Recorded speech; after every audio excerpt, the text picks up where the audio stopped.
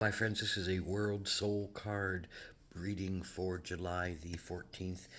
This is a soul card Deborah Koff Chapin who created these. They have no written or definitive interpretation, purely an intuitive hit.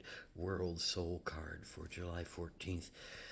I see in this card just a lot of questions about what is reality, what is truth, what is fantasy, what is myth, what is really supporting us, what is really allowing us to grow, where are we in our place in the universe? Can we trust who we are? Can we trust what's being given to us? Can we trust that we are sacred and connected? Can we trust that we are in the right place at the right time doing the right thing?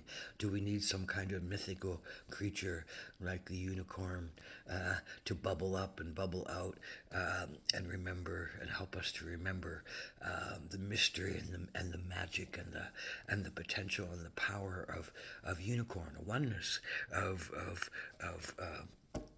magic of beingness in its rightness. And can we call upon that magic?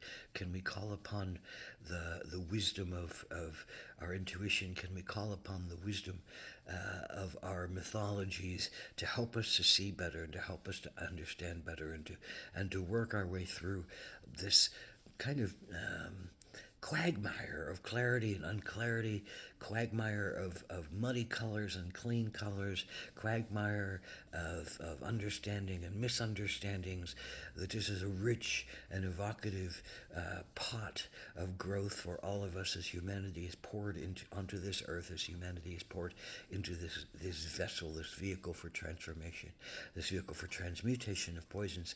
I think this card ultimately is an uplifting one. I think it's a recognizing that we have to pray and we have to work. We have to remember our myth, but we have to remember our history.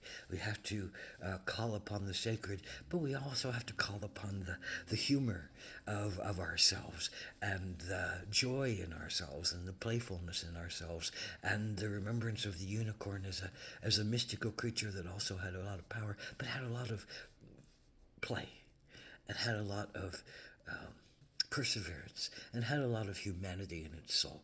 And so we're asked to remember our humanity even if we don't see ourselves as being remembered for our humanity or honored for our humanity or given the dignity that we may want. But we are in the right place at the right time doing the right thing. And that's hard to trust, but it's the thing that we need to trust. And we can always work for the betterment of ourselves and the betterment of all people and remember our myth in the highest and most glorious way. Ahoma Takwiyasa.